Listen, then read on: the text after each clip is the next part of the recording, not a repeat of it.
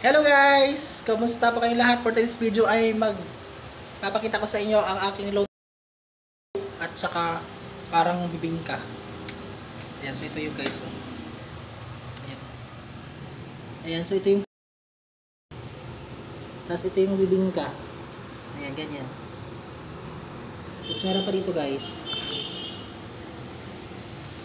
Ayan, so madami yan. Diba?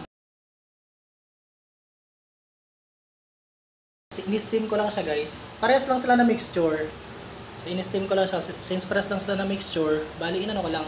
Nag-try lang ako ng medyo, kasi meron akong oven. Para in-oven ko yung air fryer. Maganda pala ang result. Ayan diba? Ayan. Diba? Sarap. Second batch lang. Ano lang to guys, mga 12, 15 yung bibingka.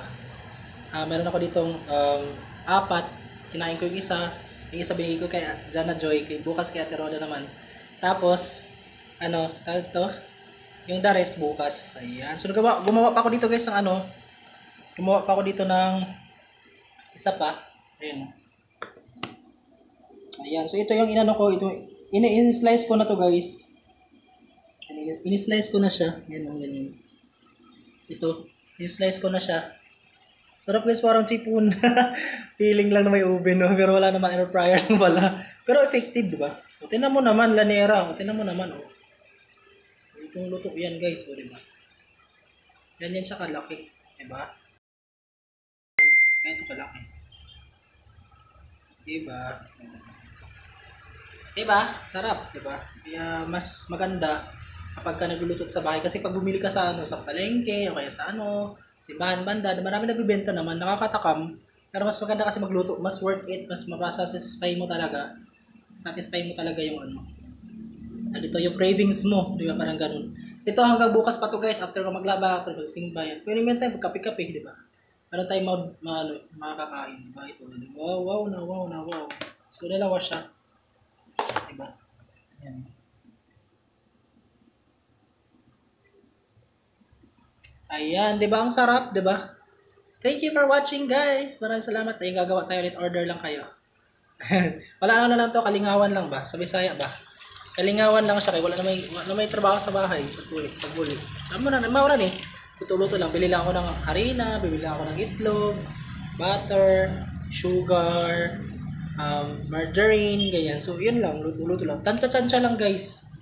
Meron naman siyang measures kung gusto mo talaga i-measure. Meron naman talaga. Kailangan mong isakto yung measure. Pero, kung gusto mong tansyahin lang, kasi ikaw lang naman kakain, tansyahin mo lang. Diba, tingnan mo naman, ang sarap po. Diba? Diba? Tapos, paresan mo ng juice o kaya something. Kunti-kunti lang naman niluto ko, hindi naman nagluto na marami.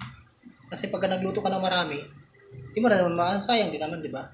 Baka next time na lang magluto ulit ng kung kaya lang kainin, diba?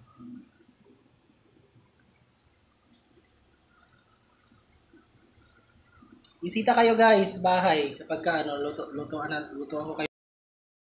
May cheese, dapat may cheese ako sa rep. Hindi ako naglagay, tinatamad ako maghiwa-hiwa. Masarap naman siya. Masarap naman siya kahit walang cheese. Thank you and God bless everyone. Maraming salamat po sa inyo lahat. Ingat. Bye-bye.